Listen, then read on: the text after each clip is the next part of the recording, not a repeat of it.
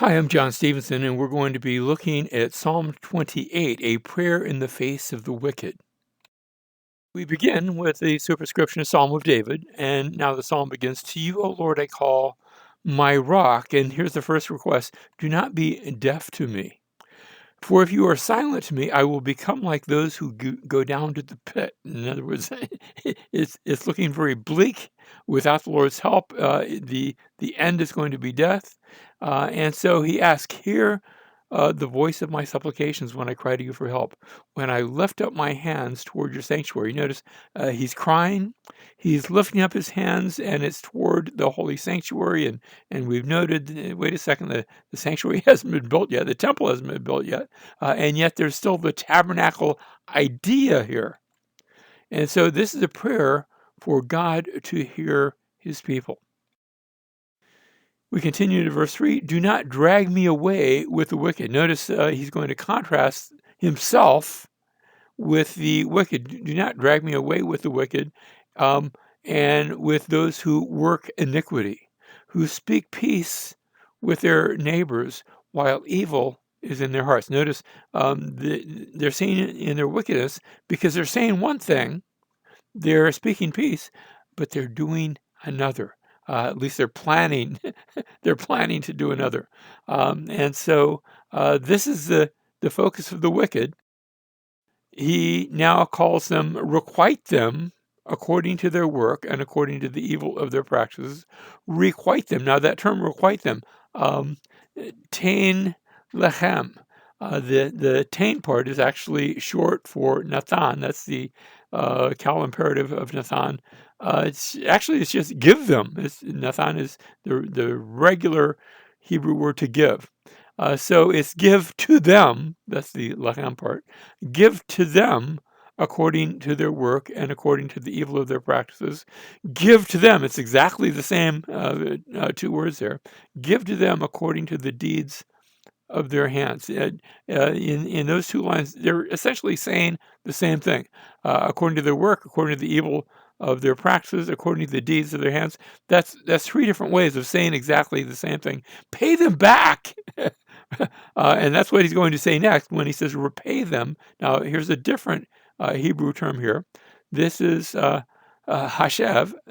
Actually, it's the hifil imperative of shuv is the word to turn. So repay them or turn back to them their recompense. In other words, repay them, pay them what they're due, pay them their wages. They've worked hard for those wages.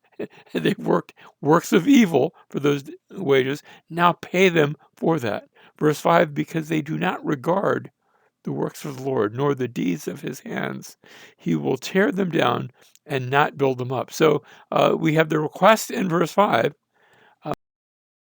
so the request for judgment upon the wicked in verse 4. But then in verse 5, there's the confirmation that God's going to do that. You're going to turn back to give to them what they deserve. You're going to turn back to them their wages, but not just for my sake, David say, not just because they were mean to me, but because they do not regard the works of the Lord, the deeds of his hands, because they have sinned against God. Remember how David prays elsewhere, against you, Lord, against you and you only I've sinned. That's reflected here as well. Because they sinned against you, Lord, because they sinned against the Lord, he will tear them down and not build them up. Now, this is what we call an imprecatory prayer, a prayer for God to do judgment against the wicked. And they also happen to be the wicked who have been coming against the one who's doing the prayer. In other words, the one praying is saying, Lord, take them out. Now, you ask the question, can we pray that prayer today? I think we can. I think we can say, Lord, there's evil being done. Stop it. Stop that one who's doing evil. And of course, we have to be willing to say, stop him, take him out, kill him, nullify him. Or, and sometimes I've seen this as a result of this prayer, Lord, take him out. And God answers by saving his soul. Think about the Apostle Paul. Before he became the apostle, he may have had the name Paul already, but before he became an apostle, he was moving against God's people. And I have no doubt that there were those who were praying, Lord, take him out. And God did, not by killing him, but by changing him from the inside out. And the people were good with that. maybe they were maybe they were saying, Lord, are you sure you don't want to kill him? But God didn't. He saved him instead. And that's one possible way that God answers an imprecatory prayer. We continue into verse 6. Notice there's going to be thanks to the Lord for the answer to this imprecatory prayer. Blessed be the Lord, because he has heard the voice of my supplication. So it's a call to bless the Lord. Notice, because he's heard the voice of my supplication. The Lord is my strength and my shield. Notice, my strength, my shield, my heart trusts in him, and I am helped.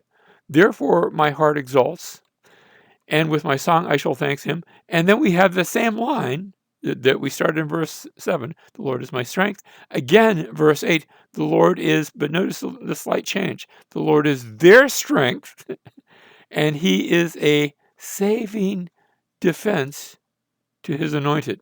Now, that last line, when he says it's a saving defense, literally, if we want to translate this really literally, and sometimes we shouldn't, but the New International Version goes along this line, calls it a fortress of salvation, and I think that works.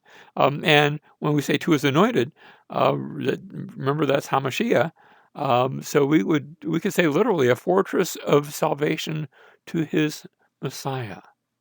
And of course, when I say the word Messiah, you think Jesus, and maybe you should. Although you can talk in the Old Testament about the anointed one, and it's not necessarily the future anointed one. It can be for, remember, you had priests that were anointed, and you had the king that was anointed, and you had prophets that were anointed. So it can refer to any of those things, but it can also refer to the eventual anointed one as well. We finally come to the end, verse 9, save your people and bless your inheritance. This is a closing prayer. Notice, your people, your inheritance. So in a sense, what it's saying, Lord, it's not just for me, but save your people, your inheritance. Do it for your name's sake. Be their shepherd and carry them forever. And when he mentions this shepherd idea, we already saw that back in Psalm 23, where the Lord is my shepherd. But he calls for God to be their shepherd, to act that out. And the way he acts that out, of course, the shepherd provides protection. And this psalm is written in the time and circumstances where protection is needed, because there's the wicked who is doing wicked things against God's people. So yes, be their shepherd. That speaks of protection. It also speaks of support, the carrying them. And notice how it's forever, not just today, but forever. And we have such a shepherd, one who protects, who supports, and who saves forever.